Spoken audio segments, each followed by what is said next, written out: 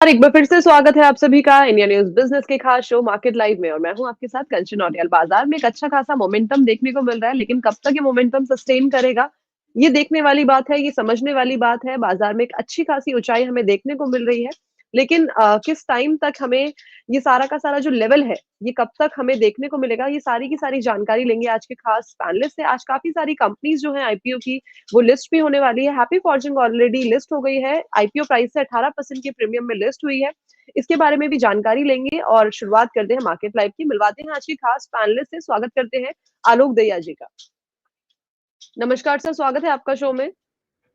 नमस्कार कंचन जी, और नमस्कार सारे दर्शकों को भी। नमस्कार सर। हमारे साथ जुड़ चुके हैं सुहास फ्रूट वाला जी। नमस्कार सर, स्वागत है आपका शो में। Good morning ma'am. Good morning sir. और हमारे साथ जुड़ चुके हैं अविनाश गोकलानी जी। नमस्कार सर, स्वागत है आपका शो में।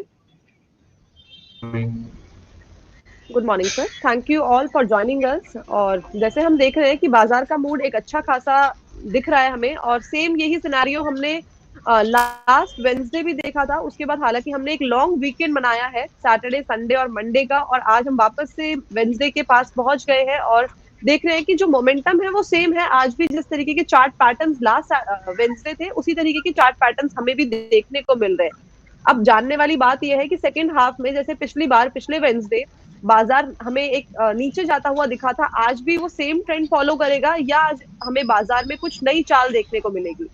आलोक सर, सबसे पहले आपके पास आना चाहती हूँ, कैसा रहेगा आज बाजार का मूड? नमस्कार कंचन जी। और बाजार की बात करें तो कहीं ना कहीं लोगों को ऐसा लग सकता है कि आज ही पिछले बुधवार का लाइव टेलीकास्ट जो है वो रिपीट टेलीकास्ट के मोड में है। बाजार ऑलमोस्ट उसी लेवल पे है 21567, और लास्ट वीक बुधवार को करीब करीब 21,600 21600 के आसपास हम थे। निफ्टी ने आज भी एक गैप अप ओपनिंग की है, और मैं बार बार वही बात बता रहा हूँ कि जिस तरीके से निफ्टी एक ट्रेंड में उलझी हुई है, वो ट्रेंड कहीं ना कहीं जो निकल के आ रहा है वो है 21550 का, और नीचे में है 21,000 के आसपास 21035 का। तो हमने पिछले एक हफ्ते के अंदर, जबकि एक दिन की छुट्टी भी थी, उसके बीच में हमने सारी उठापटक देख ली। मतलब 500 पॉइंट की गिरावट और उसके बाद 500 पॉइंट की फिर से तेजी, तो 1000 पॉइंट की तेजी या 1000 पॉइंट की उठापटक। तो ये बाजार अभी फिलहाल जिस मूड में है, जिस मिजाज में है, वहां पर कहीं ना कहीं स्टॉक स्पेसिफिक रहने में ही ज्यादा भलाई है। और निफ्टी अगर देखिए आज की अगर बात करूं दोबारा से, तो जी हाँ, जिस तरीके का फॉर्मेशन है और जिस तरीके का स्ट्रॉन्ग रेसिस्टेंस निफ्टी को 21580 के आसपास पिछले हफ्ते भी मिला था, इस हफ्ते भी मिले तो कोई बड़ी बात नहीं है। लेकिन सिंस ये बात सबको पता है, सबको लग रही होगी कि कहीं ना कहीं रिपीट टेलीकास्ट ना हो जाए, तो हो सकता है आज निफ्टी उस लेवल को क्रॉस करने में कहीं ना कहीं 2160 के ऊपर की क्लोजिंग देने की कोशिश करे, ताकि बाकी के जितने भी जो सौदे हैं वो कटे लोगों के। बट इन सब के बीच में कॉशियस भरा दिन रहने वाला है, और अगर निफ्टी 21580 या 21600 के ऊपर की क्लोजिंग नहीं देता है तो एक गिरावट फिर से हम उम्मीद कर सकते हैं बाजार में। जी ठीक है, तो वापस से हमें शायद हो सकता है कि वो ट्रेंड देखने को मिले और गिरावट हमें बाजार में देखने को मिले, लेकिन जो लेवल्स बताए गए हैं उनका आपको खासा ध्यान रखना है। उसके बाद देखते हैं बाजार किस तरीके की चाल दिखाता है। Suhas sir, coming to you. Sir, कैसा रहेगा मार्केट का मूड? जिस तरीके से हम ग्लोबल सेंटिमेंट्स देख रहे हैं वो भी कहीं ना कहीं में ठीक दिख रहे हैं, अच्छे दिख रहे हैं ग्लोबल सेंटिमेंट्स भी। हमारे मार्केट के किस तरीके के सेंटिमेंट्स है इस वक्त? मैम, एज फार एज मेरा व्यू बताऊं तो I am a bullish intake. मुझे लग रहा है this a buy on dips market. कोई भी करेक्शन आता है, कल भी एक्सपायरी है, तो कोई भी कुछ ऐसा बुरा न्यूज आता है या कोई बुरा सेंटिमेंट आता है और मार्केट में गिरावट आती है, तो बाय की अपॉर्चुनिटी कंसीडर करें। तो मुझे हर टाइम फ्रेम के ऊपर मार्केट ओवरबॉट हो रहा है, फिर भी नीचे नहीं गिर रहा। अब सब समझ रहे हैं कि नीचे नहीं गिर रहा, बट लॉजिकली अगर हम लोअर टाइम फ्रेम पे देखें, आवरली पे, 50 मिनट पे, तो वहां थोड़ा थोड़ा करेक्शन हो रहा है। तो जब भी बुल मार्केट होता है तो इस तरह का स्मॉल स्मॉल करेक्शन देखने को मिलता है, विच इज द प्रैक्टिकल, जो आपको daily weekly monthly time frame के ऊपर नहीं दिखेगा। तो my view is bulls intake है। जो भी पैनिक है वो अभी 21,500 के नीचे क्लोजिंग दे तभी है। तो अभी हम बेस के ऊपर ही है, पहले 21,000 का बेस बनाया था, अभी 21,500 का बेस है, और अभी मेरा लेवल 22,000 है। और अभी भी देखिए स्टॉक जो है लार्ज कैप, उन्होंने पार्टिसिपेट नहीं किया। अभी रिक्वायरमेंट है कि उनकी पार्टिसिपेशन की जवाबदारी है निफ्टी को ऊपर जाने की। जैसे HDFC बैंक है नहीं परफॉर्म कर रहा, रिलायंस से नहीं परफॉर्म कर रहा अकॉर्डिंग टू देयर पोटेंशियल। तो मेरी नजर अभी ये दो ब्लू चिप काउंटर पर है, अगर इन्होंने सपोर्ट दिया तो हमारा न्यू ऑल टाइम हाई वापस लग जाएगा, वापस new all time high I am looking in next week में। राइट, ठीक है। तो ये थी राय निफ्टी और बैंक निफ्टी की, और किस तरीके का इस टाइम पे मूड देखने को मिल सकता है, और हमारा जो स्टांस है अपने इंडियन मार्केट के ऊपर वो किस तरीके का है, वो भी जानकारी लेनी है। अविनाश सर, आपके पास आना चाहूंगी। जैसे कि मैंने ऑब्जर्व किया है कि आप फंडामेंटल्स को काफी बारीकी से ट्रैक करते हैं। अभी हमारा हाल ही में जो करंट अकाउंट डेफिसिट है वो 3.8% से घटकर हमारे जीडीपी का 1% हो गया है, राइट। तो ये हमारे मार्केट के लिए किस तरीके की आगे आके किस तरीके की खबर बन सकती है, हमारे मार्केट इसमें किस तरीके से रिएक्ट करेंगे, उसके बारे में भी एक बार आप बता दीजिए। मैम, ये जो न्यूज़ है वो एक्चुअली में तो मार्केट के लिए बहुत ही पॉजिटिव न्यूज़ है। उसमें जैसे कि हम देख रहे हैं कि जिस तरीके से हमारा ऑयल इंपोर्ट जो कम हुआ है वो एक बहुत बड़ा बेनिफिट रहा है हमारे लिए। और दूसरा एक जो हमारा बहुत बड़ा एक इंपोर्ट था वो था गोल्ड, जिसमें आफ्टर 2014-15 के बाद जब ये गवर्नमेंट आई पावर में तो they started with sovereign gold bond, और काफ़ी सारे इन्वेस्टर अभी सोवरेन गोल्ड बॉन्ड के थ्रू गोल्ड का एक्सपोजर लेते हैं। तो थोड़ा गोल्ड का भी एक इंपोर्ट हमारा कम हुआ, क्रूड का भी कम हुआ है बिकॉज ऑफ रशिया से हमने क्रूड लिया है। और जो हमारा आईटी सेक्टर है वो बहुत बड़ा आज की तारीख में एक्सपोर्ट बिल बन गया है हमारे लिए। मतलब आप समझिए कि किंगडम ऑफ सऊदी अरेबिया का जो वर्ल्ड का क्रूड एक्सपोर्ट है उससे ज़्यादा हमारा आईटी एक्सपोर्ट हो गया है आज की तारीख में। तो that is bigger than kingdom of Saudi Arabia's oil export. और दूसरा हमारा जो फॉरेन डायस्पोरा है ऑल अक्रॉस दी वर्ल्ड, हमारे जो इंडियंस हैं, एनआरआईज है, वो काफ़ी हर कंट्रीज़ में फैल गए हैं, वहाँ से रेमिटेंस काफ़ी आता है। जियोपॉलिटिकली हम काफ़ी इंटीग्रेट हो चुके हैं ऑल अक्रॉस दी वर्ल्ड। तो वो जो फंड्स है उसके हिसाब से करंट अकाउंट डेफिसिट हमारा काफ़ी नीचे आया है इस बार। पॉजिटिव न्यूज़ है मार्केट के लिए। ओवरऑल जो मार्केट भी है, जो हमारा पहले भी स्टांस था, जो मिड कैप स्मॉल कैप जो तेज़ी से चल रहे थे, लार्ज कैप थोड़ा लैगर्ड था। अभी लास्ट 2 वीक से लार्ज कैप थोड़ा परफॉर्मेंस करने लगा है। HDFC बैंक और रिलायंस और सब वापस, आईटी सेक्टर वापस फ्लेवर में आ गया है, फार्मा सेक्टर फ्लेवर में आ गया है। तो उसके हिसाब से इंडेक्स को काफ़ी सपोर्ट मिल रहा है। ये सीरीज़ के लिए तो मुझे इतना कोई वरीज नहीं है, बट 2024 के फर्स्ट हाफ में मेरे को थोड़े वरीज लग रहे हैं, जो मुझे लगता है क्योंकि जब भी ऐसा जब रैली आती है हम न्यू हाइज बनाते हैं, और यूएस मार्केट भी इतना हाई रिटर्न दे चुका है ईयर टू डेट में, तो वो नेक्स्ट ईयर थोड़ा खराब होता है। Next year we are going into election year, America में भी इलेक्शन ईयर है, तो थोड़ा नेक्स्ट ईयर के लिए कॉशियस रहना चाहिए। बाकी एज ऑफ नाउ कोई इश्यूज नहीं है मार्केट को लेके। डिप आवे तो बाय करें, उसको यूज करें, और स्टॉक स्पेसिफिक जितना हो सके उतना अच्छा है। अच्छी कंपनी में इन्वेस्ट करें तो बेटर रहेगा। जी, ठीक है। तो फंडामेंटली इस टाइम पे जो स्टांस है वो अच्छा है, लेकिन कुछ मेजर चीजें हैं जो हमें ध्यान में रखनी चाहिए। एक स्ट्रैटेजी है जिसको हमें डायरेक्टली फॉलो करना चाहिए। ठीक है, आलोक सर, वापस से आपके पास आना चाहूंगी। सर, जैसे कि हम देख रहे हैं कि इंडिया के अंदर मेड इन इंडिया को काफी ज्यादा सपोर्ट किया जा रहा है। इसके साथ ही साथ जो वोकल फॉर लोकल है, इस थीम को भी काफी ज्यादा सपोर्ट किया जा रहा है। हम मान सकते हैं कि कहीं ना कहीं पिछले कुछ सालों में हमारी इकोनॉमी में काफी ज्यादा इन चीजों की वजह से, इन स्कीम्स की वजह से काफी ज्यादा हमें स्टेबिलिटी देखने को मिली है। इलेक्शन की तरफ हम अप्रोच कर रहे हैं। आपका क्या स्टैंड है कि इलेक्शन में हम किस तरीके से, अगर रिजल्ट में कुछ ऊपर नीचे होता है तो हमारा मार्केट किस तरीके से रिएक्ट करेगा? कंचन जी, देखिए बाजार जिस तरीके से मतलब जिस लेवल पे है फिलहाल में, और जिस तरीके से सिर्फ हम निफ्टी में नहीं, स्टॉक स्पेसिफिक भी अगर बात करें तो अच्छी खासी तेजी हमने पिछले साल में देखी है। मतलब आप समझिए कि 2021 की जो तेजी थी उससे कई ज्यादा गुना बेहतर और स्टेबल तेजी हमने 23 में देखी है, जो कि लोग कहीं ना कहीं इग्नोर कर रहे हैं। तो अब होता क्या है कि जब बाजार एकदम टॉप पे रहता है तो वो बहाना ढूंढता है, और बहाना ऐसा है कि अगर कुछ भी हो जहां पर, क्योंकि देखिए बाजार में वो सारे लोग भी है जो प्रॉफिट पे बैठे हैं, और वो कई सारे लोग अभी भी ऐसे हैं जो कैश पे बैठे हैं, जो उस गिरावट का इंतजार कर रहे होते हैं जहां पर वो एंटर कर सकें। तो बाजार को एज ऑफ नाउ मैं बार बार कहूंगा कि चुनाव को लेकर क्या है, चुनाव एक ऐसा इंसिडेंट है जहां पर हर एक बात का अपना एक इफेक्ट आ सकता है। कोई एक छोटी सी बात बाजार का मुंह चेंज कर सकती है। जैसे अभी थोड़े दिन पहले ही हमारी फाइनेंस मिनिस्टर ने भी कहा कि आप कुछ ज़्यादा बड़ी उम्मीदें ना रखें इस बार के बजट से। तो ऐसी कई बातें, इसलिए हम स्टॉक स्पेसिफिक होने की बात कर रहे हैं, क्योंकि अब यहाँ पर पॉपअप्स आएंगे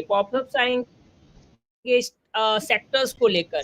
आए दिन कुछ अनुमान लगेंगे कि गवर्नमेंट इस सेक्टर को लेकर कुछ बड़ा प्लान ला सकती है, उस सेक्टर को लेकर कुछ बड़ा प्लान ला सकती है, और उस बीच में हम कहीं न कहीं स्टॉक स्पेसिफिक, हम आज की भी बात करें तो आज आपको भारतीय एयरटेल में भी एक तेजी दिख रही है, हिंडाल्को में भी एक तेजी दिख रही है, और टीवीएस मोटर में भी एक अलग लेवल की तेजी दिख रही है। तीनों 3 सेक्टर से है और तीनों में एक बढ़िया मोमेंटम हमें आज देखने को मिल रहा है। तो रिजल्ट जो है वो अब कहीं न कहीं चुनाव वाले फैक्टर से डिस्काउंट हो जाएँगे, और चुनाव वाले फैक्टर्स पे ही अभी सबका फोकस रहेगा, क्योंकि देखिए सारी बिजनेस के लिए कहीं ना कहीं अगर हम जितने भी टाइप के फंडामेंटल एनालिसिस की भी बात करें तो पॉलिटिकल फैक्टर अपने आप में एक बड़ा फैक्टर होता है। पॉलिसीज बनती हैं, पॉलिसीज का इम्पैक्ट आता है और उस इम्पैक्ट से बिजनेस में इफेक्ट आता है, और अमूमन लास्ट वो इफेक्ट जो है वो हमारे शेयर होल्डर्स के पॉकेट पे ही पड़ता है। तो ऐसे कंडीशन में अभी जो बड़ा ट्रिगर है, बड़ा फैक्टर है, वो चुनाव को लेकर है, और चुनाव को लेकर ही हमें थोड़ी सावधानी बरतनी चाहिए। अदरवाइज इंडियन इकोनॉमी की बात करें, चाहे वो, मैं आपको एक एकदम रिसेंट एग्जांपल देना चाहूँगा 25 दिसंबर का। किसी भी मॉल में खालीपन नहीं था, एकदम भीड़ थी। चाहे आप किसी मॉल की बात करें, चाहे स्टोर्स की बात करें, चाहे विदाउट ऑफर्स के भी माल बिक रहे थे। ये जो लोगों के अंदर प्रोपेंसिटी टू कंज्यूम है वो बढ़ा है। आप विश्वास करिए, एक बार आप ही के शो पर आप लोगों ने डेटा शेयर किया था कि नॉर्मल कार के बदले एसयूवी कार्स की बिक्री बढ़ी है। तो ये कहीं ना कहीं दिखा रहा है कि हमारी इकोनॉमी अंदर ही अंदर मजबूत है। ये एक ऊपर की बातें पॉलिटिकल ग्राउंड पे हो या किसी भी ग्राउंड पे हो कि हम अच्छा फील नहीं कर रहे, फील गुड फैक्टर नहीं आ रहा है, बट वो लोगों के बीच में तो हमें वो फील गुड फैक्टर दिखाई दे रहा है। ये मैं मेरी अपने एनालिसिस की बात कर रहा हूँ कि लोगों के पास पैसा है, लोग खर्च करना चाहते हैं, लोग जिंदगी जीना चाहते हैं, और इसका इफेक्ट हमारे जीडीपी पे भी पड़ेगा, और वो अगर जीडीपी पे भी पड़ेगा तो हमारे इंडियन इकोनॉमी पे पड़ते हुए वो हमारे स्टॉक मार्केट पे तो निखर के आएगा ही। राइट, ठीक है। तो काफी खूबसूरती से आपने इसका एक्सप्लेनेशन हमें दे दिया है। साथ ही साथ बाजार में क्या क्या चीजें हो रही है, इलेक्शन की तरफ जिस तरीके से हम अप्रोच कर रहे हैं, हमें काफी सारे अनाउंसमेंट देखने को मिल सकते हैं, सेक्टर वाइज हमें काफी सारी चीजें देखने को मिल सकती है।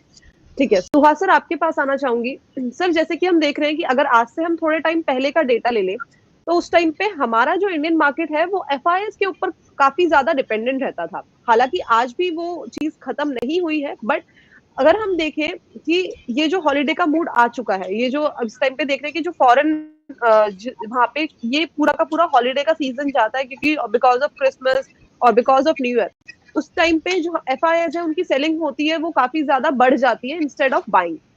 इस बार भी सेम चीजें देखी जा रही है, लेकिन जो इंडियन मार्केट है उन्होंने इंडियन मार्केट को जो हमारे डोमेस्टिक इन्वेस्टर्स हैं उन्होंने काफी ज्यादा सपोर्ट दिया हुआ है। अगर हम कल का ही डेटा देखें तो डीआई की तरफ से 167 करोड़ की खरीदारी की गई है, और जो हमारे एफआईआईज हैं उनकी तरफ से 95 करोड़ की बिकवाली की गई है। हालांकि नंबर ज्यादा बड़ा नहीं है, बट स्टिल हम देख रहे हैं कि कितना ज्यादा इसमें डिफरेंस हमें देखने को मिल गया है। उसके बावजूद, बिकवाली के बावजूद, और हम मंथ के एंड में है, ईयर के एंड में, हमारा मार्केट कहीं ना कहीं हमें स्टेबलाइज होता हुआ दिख रहा है। तो अब हम ये मान सकते हैं कि आने वाले कुछ सालों में हम ये भी बोल सकते हैं कि चाहे हॉलिडे मूड आए, एफआईआई की तरफ से बिकवाली आए या फिर ना आए, हमारा जो इंडियन मार्केट है वो उसी लेवल पे रहेगा जहां पे उसे रहना है। Yes ma'am, you are right. आप तो बताया, जो डेटा दिया वो बहुत सही है। हम ऑलरेडी आत्मनिर्भर हो चुके हैं। पहले एक ओल्ड सेइंग थी, कहा जाता था कि दिसंबर मींस गो अवे, मार्केट में माल बेच के निकल जाओ। और अभी आप देख रहे हैं क्रिसमस भी खत्म हो गया और हमारा मार्केट अभी भी ऑल टाइम हाई के आसपास ही है। वो सिर्फ हमारी स्ट्रेंथ दिखा रहा है, रिटेलर की स्ट्रेंथ दिखा रहा है, डीआई की स्ट्रेंथ दिखा रहा है, म्यूचुअल फंड का 17,000 करोड़ का मंथली इन्फ्लो उसकी स्ट्रेंथ दिखा रहा है। तो अभी सिंपल है, डीआई के डेटा के ऊपर फोकस करिए, एफआई के डेटा पे कम फोकस करिए, क्योंकि अभी हमको लगा है वर्ल्ड हमको फॉलो कर रहा है, हमारे इकोनॉमिक डेटा का वो फॉलो कर रहा है। और आपने ऑलरेडी बताया करंट अकाउंट डेफिशिएट, जो अविनाश जी ने बताया, बहुत इंपॉर्टेंट पैरामीटर है। अगर कोई भी बंदा कोई भी कंपनी में इन्वेस्ट करेगा तो पहले वो देखेगा कि कितना आ रहा है, कितना जा रहा है, राइट ना। तो वही हमारा एकदम मेजर इंप्रूवमेंट साइड है। तो ऑल द एफर्ट भी हमको पॉजिटिव देखेंगे, GDP data, GDP forecasting, everything in win situation. तो मुझे कोई ऐसा डर का माहौल नहीं लगा, everything is good favour. Politics की भी आप बात की, stable government is a bench mark of any economy. तो वो हमारे वहां पिछले 2 टर्म से आ रहा है और एक्सपेक्टेड है कि 3rd टर्म में भी आएगा।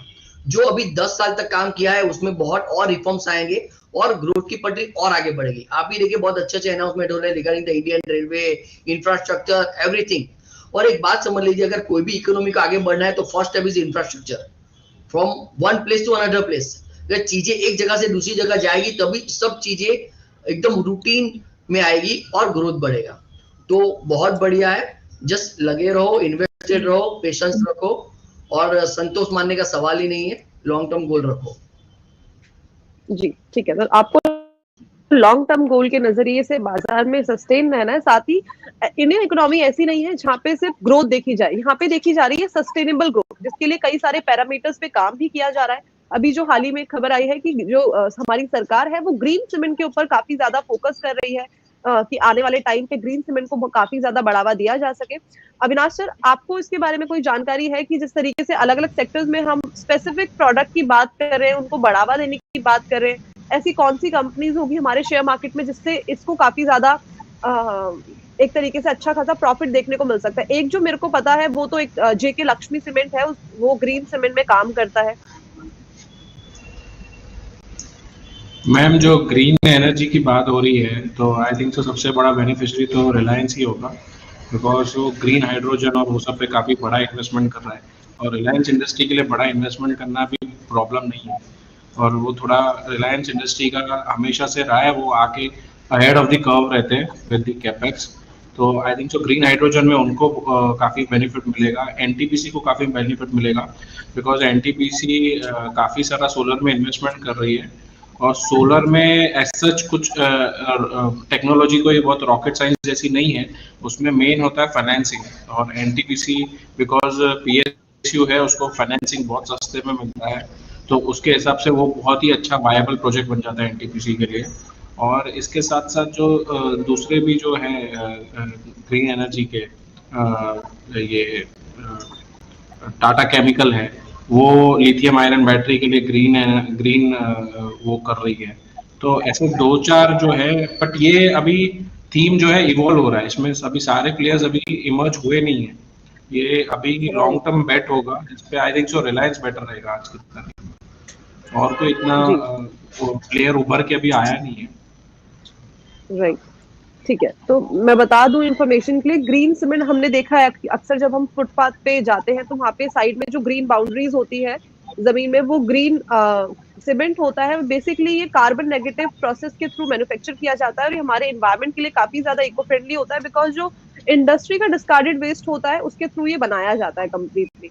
तो एक ही सस्टेनेबल ग्रोथ को बढ़ावा देने के लिए काफी ज्यादा अच्छा है। साथ ही साथ सर ने बता दिया है कि कौन सी इंडस्ट्रीज इसके लिए आने वाले टाइम पे हमें अच्छा प्लेयर बनते हुए देखने को मिल सकती है, किस कंपनी में इस चीज की जो प्रोडक्ट्स है वहां पे इसका मैन्युफैक्चरिंग होता है। ठीक है, तो ग्लोबल मार्केट के बारे में, हमारे मार्केट के बारे में हमने सारी जानकारी ले ली है, A to Z। हमने DI की बात करी जाए, चाहे हमारे निफ्टी बैंक निफ्टी की बात करी जाए, मेजर इंडाइसेस की, वो जानकारी ले ली है। अब जानते हैं कि जो स्टॉक स्पेसिफिक अप्रोच हमें रखनी है वो कौन से स्टॉक्स के अंदर रखनी है, कौन से स्टॉक्स को अपने पोर्टफोलियो में रखना चाहिए, ना तो सिर्फ इस साल के लिए, बिकॉज इस साल को खत्म होने के लिए कुछ ही दिन बचे हैं, अगले साल भी जो हमें एक अच्छा खासा प्रॉफिट देते हुए जाएंगे। आलोक सर,